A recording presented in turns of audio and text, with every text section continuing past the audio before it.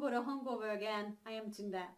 Last time we started a series about real-life phrases, and today this will be the second part of it. Today I brought you some new phrases and we are going to get them through one by one, not only the phrases, but I will also give you a situation how to use them.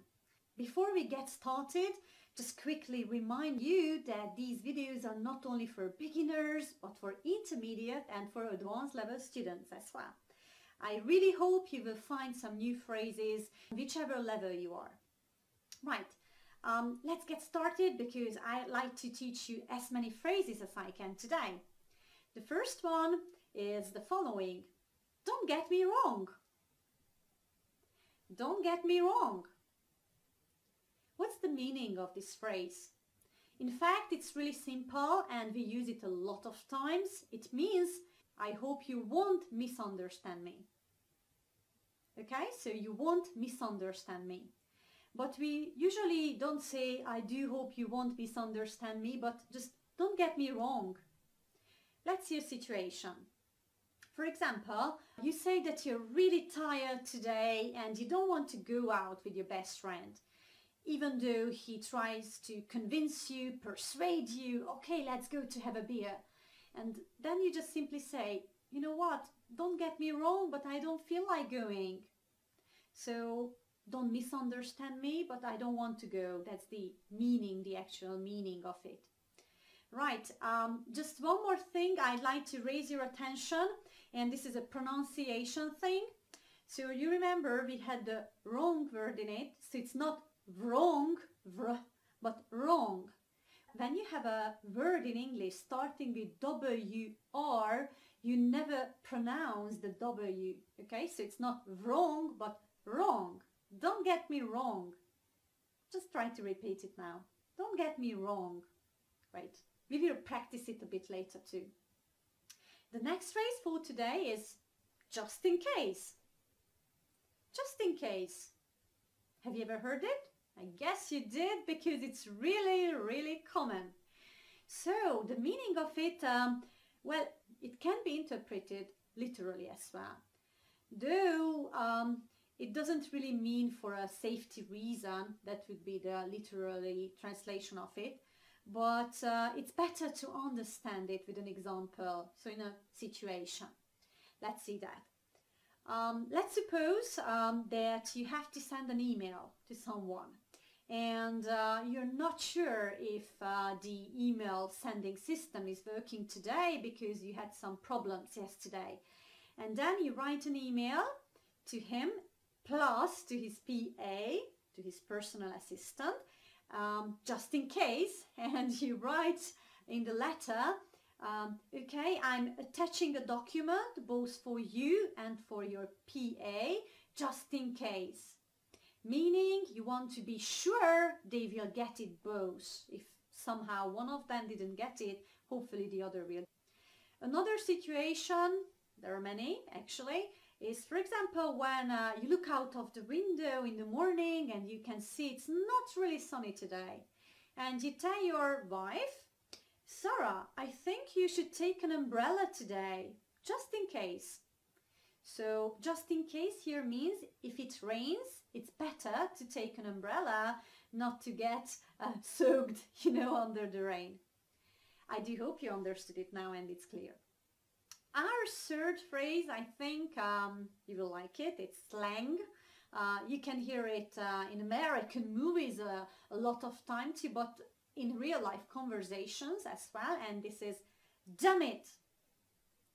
Damn it. So, I always emphasize that slang doesn't necessarily mean bad words or foul language. It means it's like really familiar to use in everyday conversation. So actually it means blimey or bummer. I don't know if you know these, but these are also similar to damn it.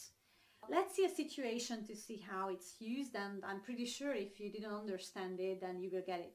For example, you say that I forgot to bring my umbrella today and I know it's going to rain. Damn it. So it's something like shit.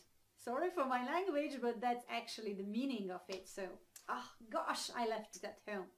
Or another situation, you would like to apply for a new position that you've seen on the internet. You are just sending your CV and actually you get back an email that sorry, the position has just been taken by someone else. And then you just simply say, damn it, it was my dream job. And this is how we use it. So when you feel regret about something that didn't come to your mind or you haven't done or something like that. Okay, so please dare to use it even though it's slang. Our fourth phrase for today is also very common. It is to be honest. To be honest. In fact, it's really common, especially among British people, to start their conversation with or to start their sentence with. And of course, it means to tell the truth or to be sincere or frank. These are synonyms, but to start a conversation, to be sincere, we never do that. It sounds weird. But when you're thinking about something or when you want to express how honest you are, actually you can use this phrase. For example, let's say a situation. Someone asks you about your favorite singer, okay? And you don't really have any. And then you just simply say, to be honest, I don't have any. So if I had to choose, I could, but actually, I don't know. So to be honest, I don't have any. So this is how to use it. Or someone asks you about the numbers of sales you did during the week. And then you can simply say, to be honest, I don't know. I haven't counted it yet. Or I haven't thought it up. So this is how to use it.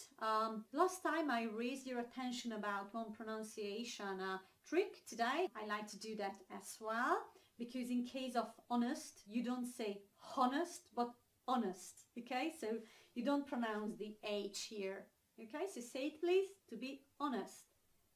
There you go. Okay, our last phrase for today is again very common, but of course it's common. All of them are common because these are real life phrases. And this is, for God's sake. For God's sake. Have you ever heard it or used it? So once again, for God's sake. If I say it one by one, for God's sake. Normally we don't stop there. We just simply say, for God's sake. It sounds to be said together, but in fast conversation, this is how we say it. It's a kind of exclamation.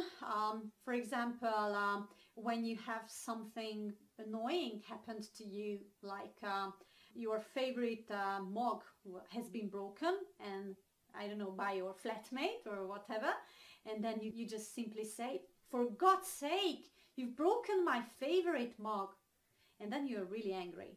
That's one of the situations.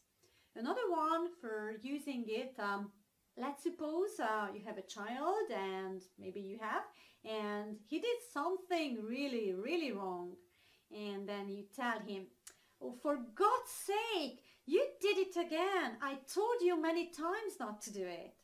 Okay?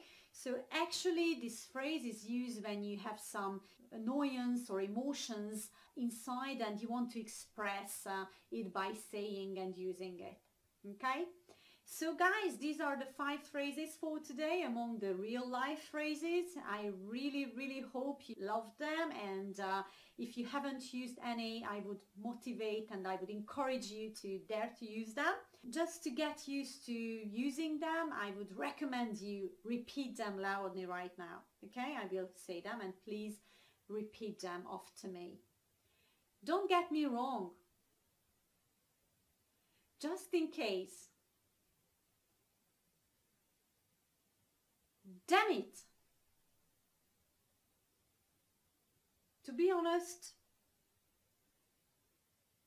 for God's sake. That's it. Okay. So please practice the new ones a lot and try to imagine a situation in which you would use them. Guys, if you liked our video, again, please don't forget to give us a thumb up, a like, or subscribe to our channel below if you haven't done it yet. Also, if you subscribe to our channel, you will get a notification about the new videos, and we try to do them every week. Also, if you would like to receive some motivation on a weekly basis, I would recommend to subscribe to our newsletters on our website, which you probably know by heart. It's www.angolahangolva.com. Last but not least, we have our Facebook page where you can find a lot of useful pieces of information, including some advice, some free learning materials, some possibility to practice and to ask questions too. Okay, if you have any questions or any suggestions for the next videos you would love to see from us, please leave a comment below again or contact us on our website. I thank you very much for your attention. I do hope we will meet next time as well, and I wish you a successful day and a positive day as well. Bye guys!